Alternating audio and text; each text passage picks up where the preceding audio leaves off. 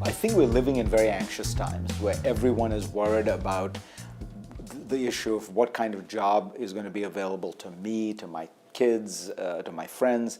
And as a result of that, people have begun to look for something very practical, very immediate. And I understand it.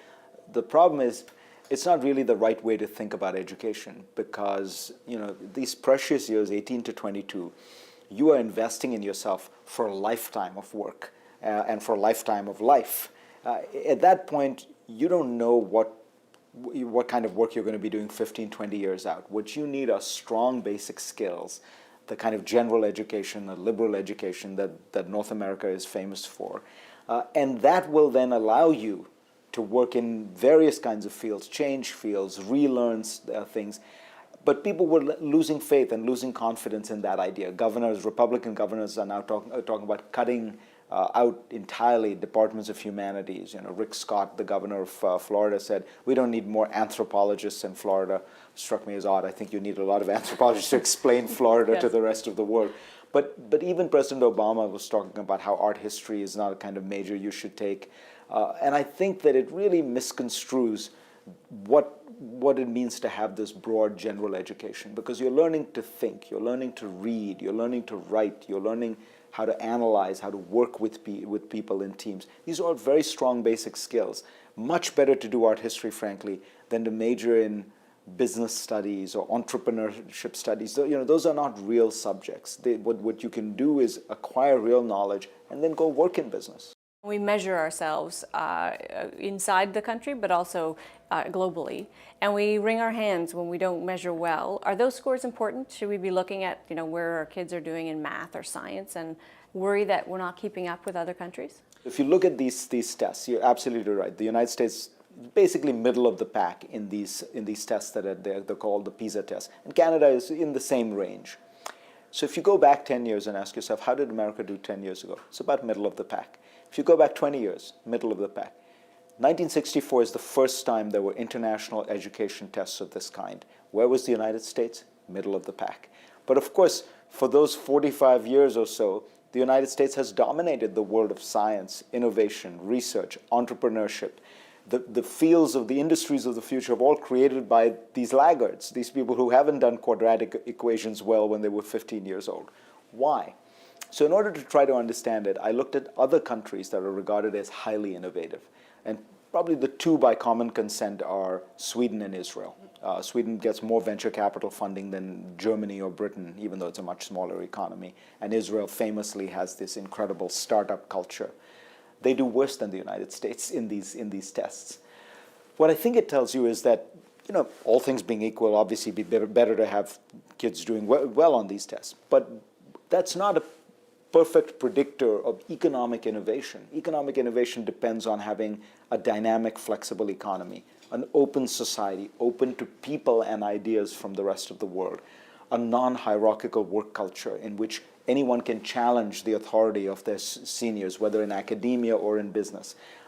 Perhaps, very importantly, confidence. Then you can actually measure this, and it turns out the Americans, the Swedes, and the Israelis all have scored very high on the confidence index.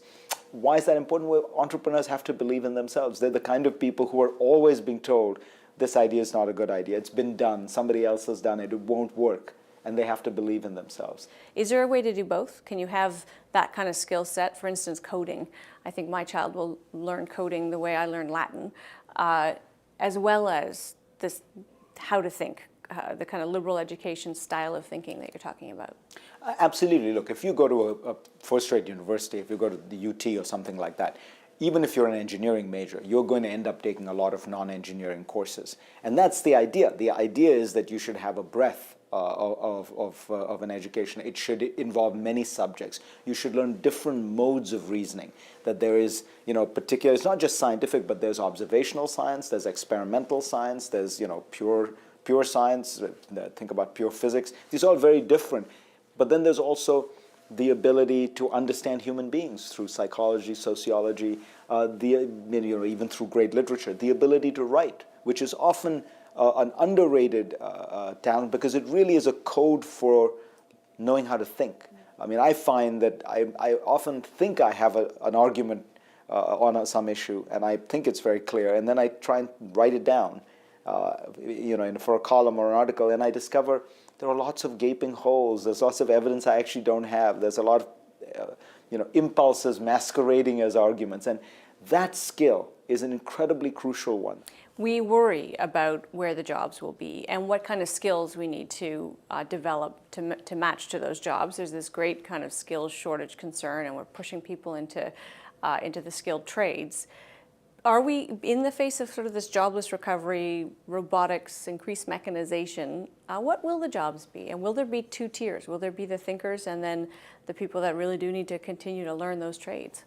It's a great question. I'll tell you the one thing I've learned from doing the research on this book: nobody knows, nobody has ever known.